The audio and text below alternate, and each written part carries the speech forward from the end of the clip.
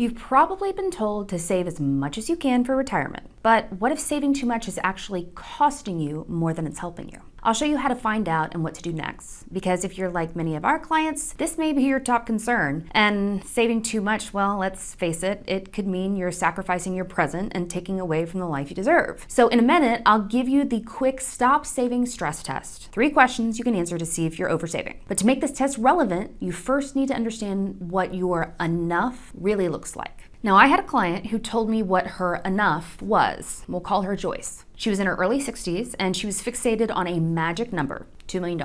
But every time she reached it, she moved the target just a little higher, 2.2, then 2.5. Her goalpost kept moving and moving. For those of you who can empathize with this kind of behavior, it's fairly common because it's human. That behavior is being driven by some very rational fears, which usually stem from 2 psychological patterns we see, which is loss aversion or identity inertia. Loss aversion is when the pain of losing feels twice as strong as the joy of gaining. Fear of loss is a very, very powerful motivator, but I'm sure I don't have to tell you that. Not to mention identity inertia. This is how you see yourself and how you've shaped your patterns. By saving for so long, it can feel unsafe to stop saving and then suddenly do the complete opposite, which is start spending. And believe it or not, there's some logistical strategies we're going to talk about to assist in changing that behavior. And it starts with a question to determine what enough is for you. Because moving the goalpost like Joyce, that's not it. So here's the brutal but clarifying question. If you saved $0 for the next 24 months, would your financial plan still work under conservative assumptions? This is what I call the 2-year pause check.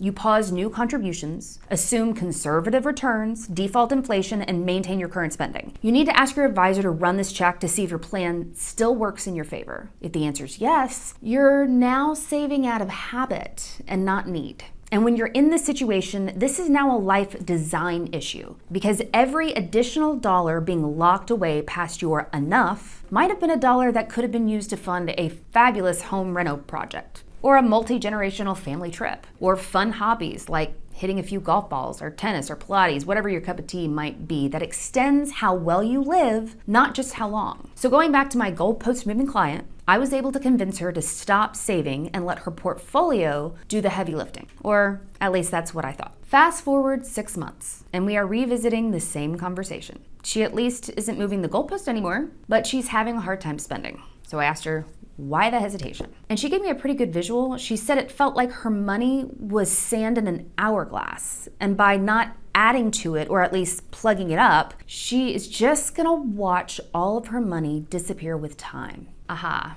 we're missing a key piece in how the distribution phase of life works. And to her credit, and I'm sure yours, this is something we may logically know, but we always need the reminder when we're actually living in this phase. It's how compound growth works for us. So I told her to, instead of thinking of an hourglass, picture 2 race cars on a track. One car is your money car and one is your life car. Your money car has been running hard for years, and thanks to compound growth, it's now laps ahead. Your life car, it's lagging behind, waiting for permission to speed up. Once your money car is that far ahead, pressing the gas, adding more savings, it doesn't change the outcome of the race. It just burns more fuel. So in practical terms, let's look at how compound growth works for people. In the early years of saving, your contributions are in the driver's seat because it's your contributions that are largely impacting the growth of your bucket of money. This is because in the beginning, the value of your bucket is small, but as time passes and the more you put into that bucket, the larger that principal becomes, and eventually that principal outpaces what you can add. If you save $10,000 a year from age 25 to 65 with a 7% annualized return, here's what happens.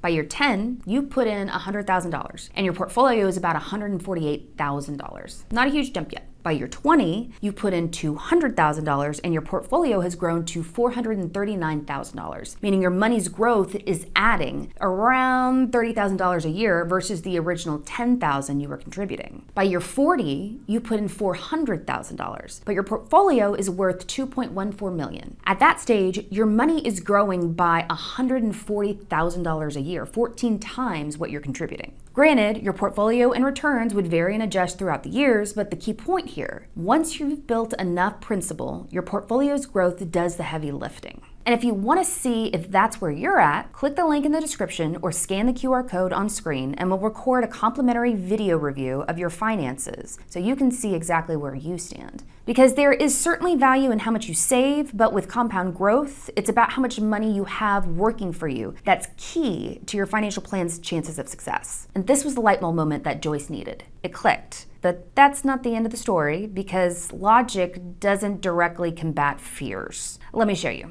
Fear. What if I don't have enough? Logic. Then the plan will show it before you spend. Fear.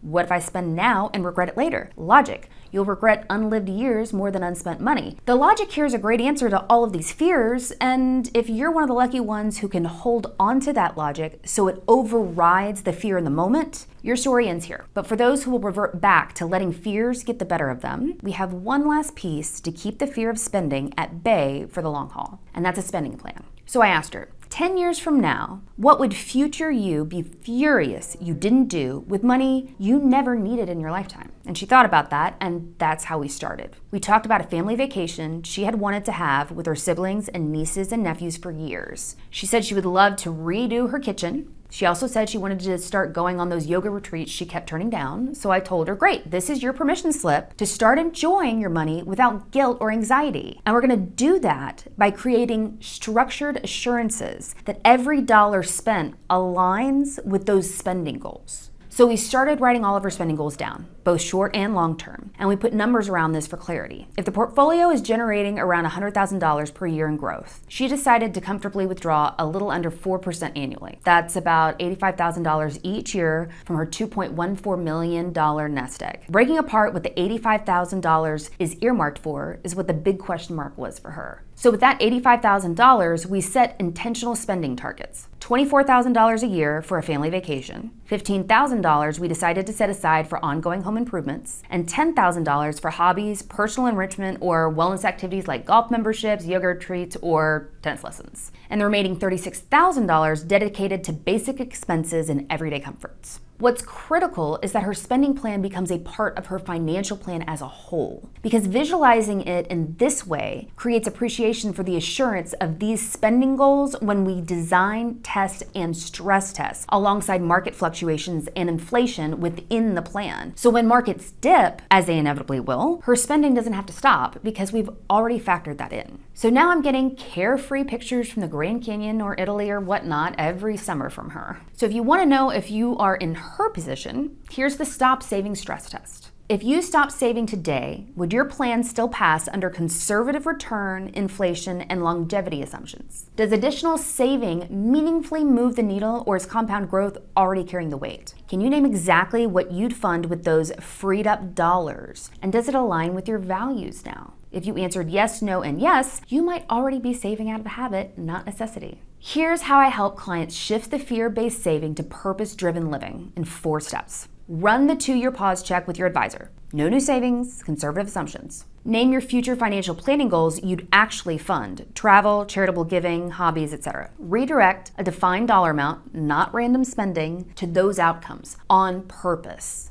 Review your plan annually. If markets move or life changes, adjust. Freedom isn't a lack of discipline, it's discipline directed at living well, hence having a plan. Most advice tells you to push your savings, and I'll tell you when to stop. To know whether you can stop saving and start living with a clear, data-backed plan, click the link in the description or scan the QR code on the screen. We'll record a complimentary video review of your finances so you can see exactly where you stand and, more importantly, what you can do with the time in front of you.